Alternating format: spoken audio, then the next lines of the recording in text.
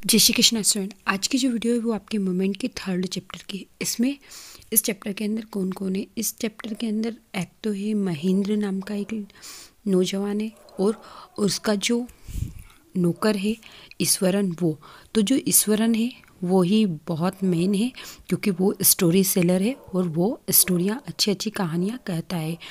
तो इस कहानी के अंदर क्या होता है, तो ये जो कहानी है वो महेंद्र नाम के एक युवक की है, जो कि अपना जो काम है, उसका जो काम है वो फैक्ट्री, पुल, बांध जहाँ पे भी बनते निर्माण होते हैं वहाँ पे वो निरीक्षण करता है। तो वो कार्यस्थल पर निरीक्षण करने का काम, नज़र रखने का काम वो करता है। तो इस वजह से उसको वो एक जगह तो रुकता नहीं है, उसको कभी कहीं जाना पड़ता है, कभी क्योंकि काम तो ख़त्म होने के बाद में, जैसे रेलवे पुल बना है तो रेलवे पुल बन गया, उसके बाद में उसको कहीं दूसरी जगह जाना पड़ेगा, कोई केमिकल प्लांट बना रहा है तो वहाँ जाना पड़ेगा। तो इस तरह से वो एक जगह नहीं रुकता है। लेकिन और वो अविवाहित है तो उसको कहीं इधर उधर जाने में कोई असुविधा नहीं होती है। वो आराम से कहीं पे भी जाता है तो समझ से बिठा लेता है। जैसे कहीं पे अगर सर्किट हाउस है तो ठीक है, कहीं कोई व्यवस्था है तो ठीक है, तिरपाल है तो तिरपाल में, तंबू में भी रह लेता है। लेकिन हाँ, उसके साथ उसका जो एक स्पेशल रसोइया है वो हमेशा उसके साथ रहता है। वो उसकी मेन संपत्ति है, जिसका नाम है ईश्वरन।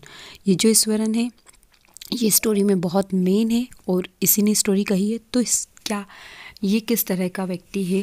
तो ये बहुत अच्छा खाना बनाता है। ये बहुत, जो महेंद्र है उससे बहुत अटैच रहता है, तो वो उसका खाना भी बनाता है, उसके कपड़े भी धोता है और वो उसके मालिक से रात के समय बैठकर बातें भी करता है और अच्छी अच्छी कहानियाँ वो खुद मन से गढ़ देता है और सुनाता है। तो इस तरह से ईश्वरन उनका नौकर है और वो ईश्वरन कहीं पे भी जाते हैं, मतलब कि तो उजाड़ जगह भी होगी ना तो भी वहाँ वो 1 घंटे में अच्छा खाना पका कर उनको दे देता है और अच्छी सब्जी पका देता है। तो इस तरह से मतलब कहने का मतलब वो उनकी सारी ज़रूरतों को पूरा करता है। तो एक बार की बात है, वो महेंद्र को उठाता है, नाश्ता देता है, भोजन कराता है, उसके रहने की जगह को साफ़ करना, कपड़े धोना, सारा काम वह करता है। और वह कुछ प्रार्थना, नहाते समय कुछ प्रार्थना बोलता है। इस तरह से सब बताया गया है कि उसका चरित्र कैसा है। और वह जो है ना, उसे तमिल जो ग्रंथ है वो पढ़ने का उसको बहुत शौक़ है, जो कि कई पन्नों का ग्रंथ होता है। उस पन्नों को वो बहुत रोमांच से पढ़ता है और वह उनको जब शाम को वह रोमांचक ढंग से वो कहानियाँ सुनाता था। और जब भी वह कहानियाँ सुनाता तो वही मन हाव भाव लाता, और जैसे वो बताता कि सड़क के वीराने में बिल्कुल अकेला वो जा रहा है, अचानक उसे कुछ बड़ी सी परछाई दिखाई देती है, जिसको देखकर वो डर जाता है। वो जंगली जानवर पास में जाकर वो दूर से उसे दिखता है कि जंगली जानवर है, लेकिन पास में जाकर देखता है तो पेड़ की सूखी शाखाएं इधर उधर फैली हुई है। इस तरह से वो श्रोता को उत्सुक कर देता है। इस तरह से वह अपने अंदाज में बहुत अलग अलग कहानियाँ सुनाता है। वो एक बार और बताता है कि एक पागल हाथी मेरे गांव के बाहर भाग में पहुंच गया और वह स्कूल में खेल के मैदान में प्रवेश कर गया। बच्चों को खेलना बंद कर दिया गया और कक्षाओं में घुस गए। हाथी ने सब कुछ कुचल डाला। मैंने एक अध्यापक के हाथ की छड़ी छीनी और सीधा हाथी के पास मारा। मैंने हाथी के पैर के तीनों नाखूनों को चोट मारी और हाथी तुरंत गिर गया। इस तरह से कहानी उचित नहीं लगती, लेकिन ईश्वरन उस समय छोटा बच्चा था, वह पागल हाथी का सामना नहीं कर सकता था। इस तरह से वो मनगढ़ंत कहानियाँ बनाता रहता था।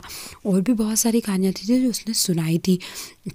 और वो जो भी कहानी सुनाता था वो हर रात भोजन के समय ईश्वरन को रोमांचक कहानियाँ सुनाता था।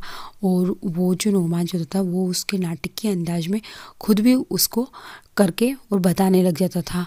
तो वो एक तरह से महेंद्र के लिए ईश्वरन जो था वो सजीव टीवी के समान था, कि उसका एंटरटेनमेंट होता रहता था। लेकिन वह कभी कभी तो बहुत ही, एक बार वह जहाँ जाते हैं वहाँ पर वो उनको एक महिला भूत की कहानी सुनाता है। और वहाँ पर वो बताता है कि महेंद्र उसे वो महिला भूत की कहानी सुनाता है। पहले वो अच्छा नाश्ता देता है सुबह और बोलता है कि श्रीमान आज रात को मैं कुछ खास बनाऊंगा, क्योंकि आज बहुत पवित्र दिन है और आज जो पूर्वजों की आत्माओं को अर्पित करने के लिए मैं विविध प्रकार के व्यंजन बनूंगा। इस तरह से वो कहता है। और शाम को जब महेंद्र आता है तो बहुत ही स्वादिष्ट खाना वो उनके लिए बनाता है और वो खाने को मतलब इतना पसंद आता है वो खाना उनको। और वो बोलते हैं कि ईश्वरन आज वो ईश्वरन को बोलते हैं कि बहुत अच्छा खाना बनाया। तो बोले ये तो भूत प्रेतों से संबंधित अत्यधिक भड़कीला वृत्तांत प्रारंभ कर देता है वो।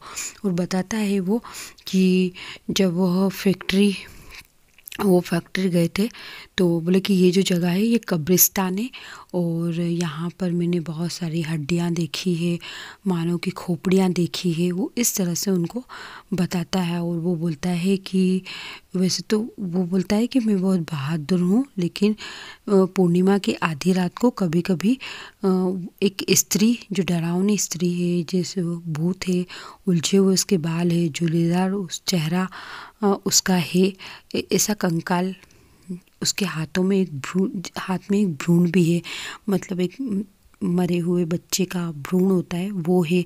तो वो इस तरह से रोमांच से सुनाता है ये सब वर्णन कि महेंद्र कांप उठता है और तीखेपन से कहता है कि क्या पागल जैसी बात करते हो, ये आत्मा कुछ भी नहीं होती, ये सब काल्पनिक होती है। और ऐसे करके और बोले बकवास मत करो, ऐसे करके वो छोड़ के उसके कमरे में जाके सो जाता है।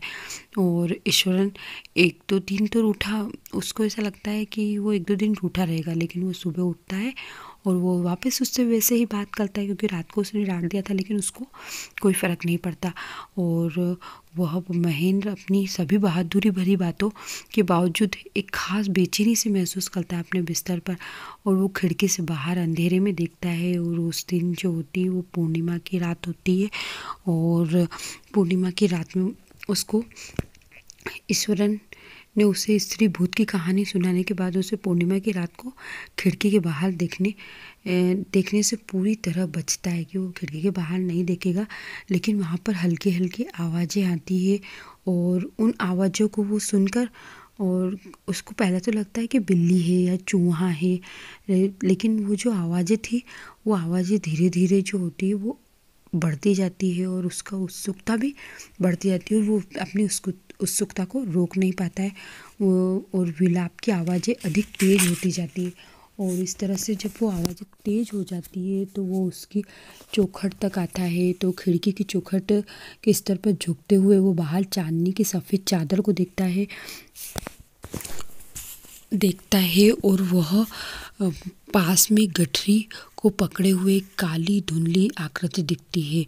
महेंद्र डर से पसीना पसीन हो जाता है, हाँफता हुआ पीछे तकिए पर गिर जाता है। जैसे ही वह धीरे धीरे अत्यधिक भयावह अनुभव में उभर जाता है, वह स्वयं से तर्क करने लगा और निष्कर्ष निकाला कि यह अवश्य उसके अपने मन की किसी कल्पना होगी और कोई ऐसी चाल वह अवचेतन नहीं कर सकता। तो इस तरह से वो सुबह उठकर जब सुबह वह उठता है तो स्नान किया और नाश्ता करके बाहर निकलता है। पिछली रात्रि का भय उसकी स्मृति से समाप्त हो चुका है। ईश्वरन उसे दोपहर के भोजन का पैकेट देता है और बैग देता है, उसे नमस्कार करता है। महेंद्र बाहर कदम रख रहा होता है। ईश्वरन दृष्टा से मुस्कुराता है और बोलता है कि आपको याद है कि उस दिन मैंने जो आपको स्त्री भूत की कहानी सुनाई थी कि आप उसके हाथ में भ्रूण है, तो आप मुझ पर नाराज़ हुए थे कि मैं कल्पना कर रहा हूँ। ठीक है, पिछली रात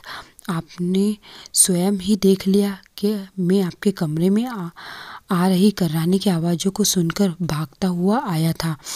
महेंद्र की रीढ़ की हड्डी में भय से कपकपी सी दौड़ गई और ईश्वरन उसे अपने वाक्यों को पूरा करने की प्रतीक्षा नहीं थी। वह जल्दी से अपने ऑफिस के लिए निकल गया और दृढ़ निश्चय के साथ कि वह भूताह स्थान को अगले ही दिन छोड़ देगा, ऐसा वो सोचता है और कहानी ख़त्म होती है।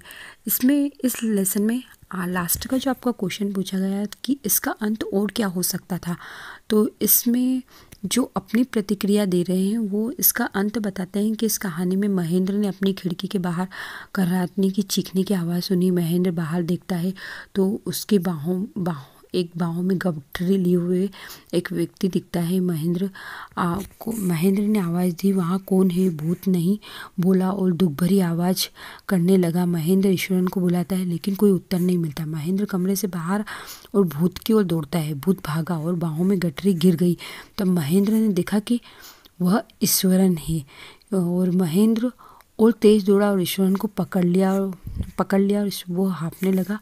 वह महेंद्र के पैर में गिर गया और वो याचना करने लगा। इस तरह से इस कहानी का एक दूसरा जो अंत है वो हो सकता है कि वो जो भूत था वो महेंद्र हो सकता है, वो उसको डराना चाहता था। इस तरह से जो स्टोरी है वो कंप्लीट होती है।